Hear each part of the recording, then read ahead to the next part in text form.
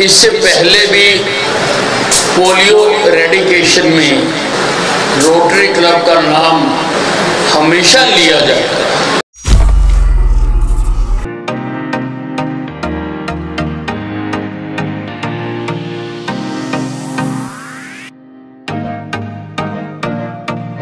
प्रधानमंत्री नरेंद्र मोदी जी ने 2025 तक हिंदुस्तान को टीबी फ्री करने की घोषणा की है। मैं ये चाहता हूं कि आप ऐसे कैंप ऑर्गेनाइज करें जिसमें माताओं बहनों को ये बताया जा सके कि कौन से फल में आयरन ज्यादा है। अब हर माँ को डाइटिशियन बनना पड़ेगा।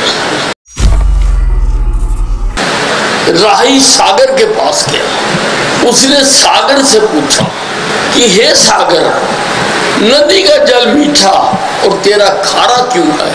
उसने कहा नदी एक हाथ लेती है, दूसरे हाथ दे देती है, इसलिए उसका जल मीठा है। मैं तो लेता ही लेता हूँ। हरियाणा के गृह मंत्री अनिल विज आज रोटरी क्लब के कार्यक्रम में पहुंचे। विज ने कार्यक्रम में सबसे पहले आईफा यानी Indian institute of fashion art के बच्चों द्वारा लगाई गई प्रदर्शनी को देखा। इस दौरान विज ने महिलाओं को हेल्थ का गुरु मंत्र भी दिया और महिलाओं को डाइटिशियन बनने का सुझाव दिया। रोटरी क्लब द्वारा किए जा रहे समाज सेवा के कार्यों से प्रभावित विज ने सभी लोगों को अपनी नेक कमाई से समाज सेवा में अपना योगदान देने का आह्वान किया। विज ने लोगों को नदी और समुद्र की बेहतरीन कहानी भी सुनाई। रोटरी क्लब अंबाला सेंट्रल के कार्यक्रम में पहुंचे हरियाणा के गृह एवं स्वास्थ्य मंत्री। कार्यक्रम में मंत्री विज ने रोटरी क्लब की जमकर तारीफ की। विज ने कहा कि भारत से पोलियो को भगाने में रोटरी क्लब ने अहम भूमिका निभाई है। विज ने कहा कि रोटरी क्लब को और भी चीजों में आगे आना चाहिए। विज ने बताया कि प्रधानमंत्री नरेंद्र मोदी ने 2025 तक भारत को टीबी मुक्त करने का सपना देखा है, जिसके लिए विज ने रोटरी क्लब को आगे आने का आह्वान किया। बीते रोज ही पंचकुला से एनीमिया मुक्त हरियाणा अभियान की शुरुआत की गई है, जिसके लिए विज ने रोटरी क्लब को आगे आने का निमंत्रण दिया ताकि मिलजुल कर एक स्वस्थ भारत का सपना देखा जा सके। समाज सेवा के क्षेत्र में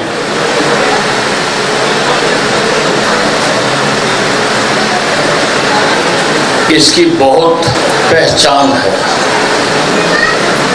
हॉस्पिटल्स में जब चीजों का अभाव था, ये आगे आए और इन्होंने उनको पूरा करने की कोशिश की।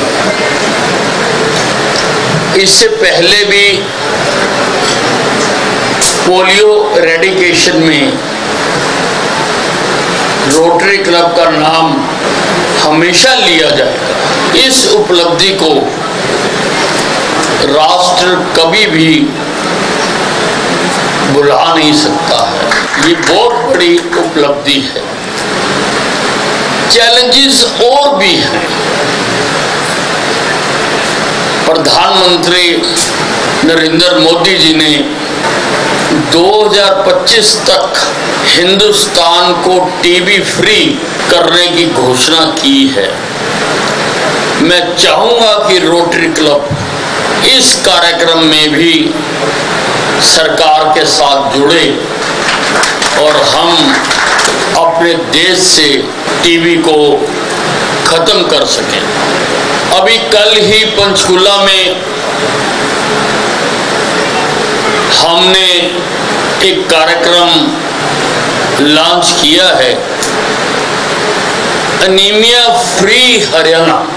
उसको भी मैं चाहूंगा कि रोटरी क्लब अपनाए। कार्यक्रम में मंच से बोलते हुए विज ने महिलाओं को हेल्थ से संबंधित गुरु मंत्र दिया। विज ने महिलाओं को संबोधित करते हुए कहा कि अब महिलाओं को डाइटिशियन बनना पड़ेगा। महिलाओं को इस बात का ध्यान रखना पड़ेगा कि कौन से फल में और कौन सी सब्जियों में पौष्टिक तत्व हैं, ताकि उन्हीं सब्जियों का इस्तेमाल घर पर किया जा सके, क्योंकि आज के इस भौतिक युग में स्वस्थ होना सबसे ज्यादा जरूरी है। लिहाजा विज ने पौष्टिक भोजन पर जोर देते हुए कहा कि आज हर घर में हर महिला को डाइटिशियन बनना पड़ेगा। मैं ये चाहता हूं कि आप ऐसे कैंप ऑर्गेनाइज करें जिसमें माताओं बहनों को ये बताया जा सके कि कौन से फल में आयरन ज्यादा है, कौन सी सब्जी में आयरन ज्यादा है, कौन सी दाल में आयरन ज्यादा है। भाई और बहनों, अब हर मां को डाइटिशियन बनना पड़ेगा, हर बहन को डाइटिशियन बनना पड़ेगा, क्योंकि स्वास्थ्य बहुत बड़ी पूंजी है और इसको सहेज कर रखने के लिए अभी ज्ञान नहीं है कि कितना कैल्शियम चाहिए, कितना आयरन चाहिए, कितना प्रोटीन चाहिए, अभी जानकारी नहीं है। टेस्ट के हिसाब से घर में सब्जियां बनती हैं, लेकिन आप चलाइए कार्यक्रम को, सिखाइए गली मोहल्लों में जा जाकर, लिटरेचर छपवाइए कि आपकी ये डाइट होनी चाहिए। आज इसकी आवश्यकता है कि हर मां और बहन डाइटिशियन बने। रोटरी जैसी संस्थाएं निस्वार्थ भाव से समाज सेवा में जुटी हुई हैं। लिहाजा विज ने आह्वान किया कि सरकार के साथ लोगों को चाहिए कि वो सेवा भाव का जज्बा जरूर रखें और अपनी नेक कमाई से कुछ पैसे सेवा भाव में जरूर लगाएं।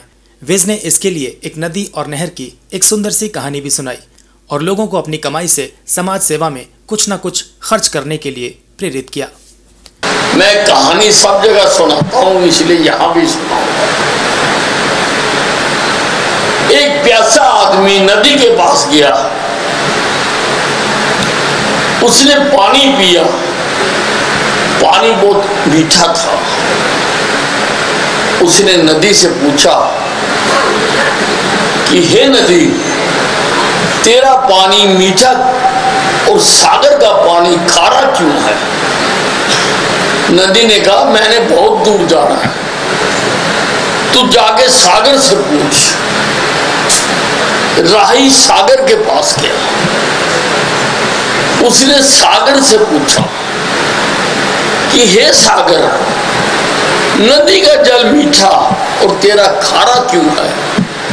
उसने कहा, नदी एक हाथ लेती है, दूसरे हाथ दे देती है, इसलिए उसका जल मीठा है। मैं तो लेता ही लेता हूं, इसलिए मेरा जल खारा है। इसलिए अपनी जेबों को ढीला करके रखा करो।